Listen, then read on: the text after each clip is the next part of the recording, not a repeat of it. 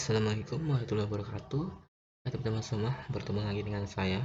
Oke, pada video kali ini kita akan membahas tentang pembuatan aplikasi ikan cupang. Pada sebelumnya kita sudah masuk pada video yang kedua sebelumnya. Pada video kedua itu kita sudah membahas mengenai apa itu REST API, apa itu API, dan tool-tool yang bakal kita gunakan nantinya untuk pembuatan aplikasi untuk ikan cupang nantinya. Nah, selanjutnya kita akan masuk pada untuk instalasi Codenator 4. Kita akan menggunakan cara instalasinya itu menggunakan Composer. Nah, kita akan lanjut pada proses untuk instalasinya. Di sini kita bisa membuka Codenator di browser kita ya. Ini ada linknya. Nanti akan ditembakkan di deskripsi video ini. Nah, apabila kita tidak mengetahui perintah untuk instalasinya, kita bisa cek di sini ya. Nah, kita langsung copy aja di sini. Kita copy. Lalu kita bisa buka dulu di file manager kita di Windows Explorer. Lalu kita klik di bagian local disk C, klik stamp, lalu klik htdocs. Lalu di sini kita bisa klik kanan di sini, lalu kita klik git bash here. Nah, selanjutnya kita pastekan di sini ya, kita klik kanan lalu kita klik paste. Nah, lalu kita buat nama project kita. Nama project kita itu misalkan di sini kita buat REST API ikan cupang. Nah, di sini. Nah, bagi teman-teman semua yang belum tahu ini apa sih software yang kita gunakan. Nah, software kita gunakan itu namanya itu adalah Git ya. Git kita download dulu atau kita install dulu Git di laptop kita. Nah, kita bisa download Git itu di sini ya. Nah, kita bisa download Git di sini terlebih dahulu. Terus nanti bisa kita install. Nah, setelah kita install baru kita bisa gunakan yang Git ini nantinya. Nah, kita masuk lagi ke proses instalasinya. Setelah kita ketikkan atau kita masukkan perintah ini, dan juga kita sudah memasukkan nama dari project kita ini, yang REST IP ikan cupang ini. Selanjutnya kita tekan enter. Sebelum itu teman-teman semua harus pastikan koneksi internetnya aman ya. Ini karena dia akan download untuk download projectnya di sini. Tekan enter. Nah, kita tunggu sampai proses downloadnya itu selesai ya. Ini langsung diinstal langsung di htdocs teman-teman semua. Nah, jika muncul seperti ini maka proses instalasi dari Codenator 4-nya sudah selesai ya. Nah, untuk pengecekannya itu apakah sudah ada di folder htdocs kalian, itu bisa buka langsung ya. Nah, di sini sudah ada Codenator 4-nya. Nah, selanjutnya kita akan masuk pada penjelasan mengenai pengertian atau fitur direktori yang ada pada Codenator 4 itu sendiri. Nah, untuk lebih mudahnya kita buka di Visual Studio Code aja. Lalu kita klik yang open folder di sini. Open folder tuh kita pilih yang REST API ikan cupang.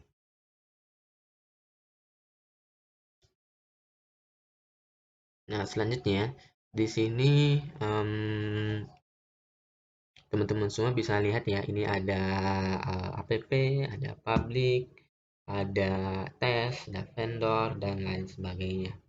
Nah, untuk yang directory app ini itu berisikan kode-kode yang dari aplikasi yang bakal kita kembangkan. Yang artinya di sini nanti untuk pembuatan REST API-nya di sini nantinya di folder app ini nantinya yang bisa kita kembangkan nanti. Nah, selanjutnya itu ada bagian folder public. Nah, folder public ini nantinya dia akan berisi file-file yang bisa berisi file yang bisa diakses oleh publik. Artinya nanti ketika user atau pengguna nantinya ingin mengakses aplikasi kita nantinya, dia akan membaca ini nantinya, yang akan mengakses file index PHP ini nantinya. Nah, tes itu folder yang berisikan kode untuk melakukan testing. Nah, jika kita ingin melakukan testing, itu bisa di folder tes ini. Nah, kalau untuk vendor itu dia berisikan library yang dibutuhkan oleh aplikasi kita nantinya. Misalkan kita untuk REST-API nanti menggunakan library yang luar, itu bisa ditaruh di sini nantinya. Nah, untuk yang writable itu dia berisikan file-file, misalkan aplikasi kita nantinya ada file gambar atau file PDF yang nantinya bakal disimpan. Nah, itu nanti kita simpan di writable ini nantinya. Nah, di sini ada env ya. Nah, sebelumnya kita ubah dulu ya ini ya, environment-nya ini. Kita ubah namanya itu jadi .env. Nah, di sini. Nah, apa fungsi .env ini? Dia merupakan sebuah file yang berisikan variabel environment yang dibutuhkan oleh aplikasi kita nantinya. Ini nanti kita butuhkan sangat dibutuhkan untuk aplikasi kita environment-nya. Nanti di sini untuk yang CI environment ini kita aktifkan di sini. Lalu di sini yang akan menandakan environment kita pakai itu production atau development. Jika kita ganti ini menjadi development,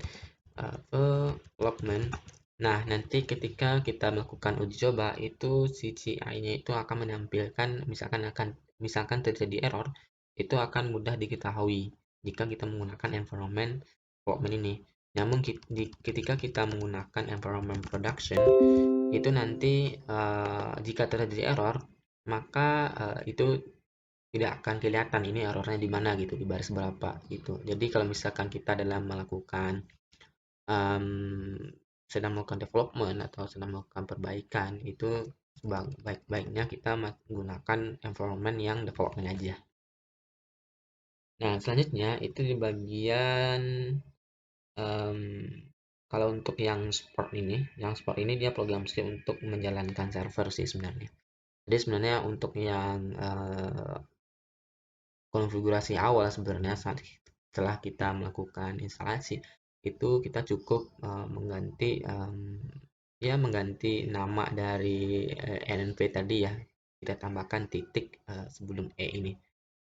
Nah, setelah itu kita coba untuk mengaktifkan CI environment-nya terus diganti menjadi development. Mungkin untuk video kali ini cukup untuk instalasinya ya, untuk instalasi coordinator 4-nya. Mungkin untuk video selanjutnya kita akan masuk pada proses untuk pembuatan untuk konfigurasi database, termasuk pada konfigurasi database. Terus untuk selanjutnya kita akan masuk pada pembuatan database ya pada PHP nantinya. Mungkin sampai jumpa di video selanjutnya. See you next time.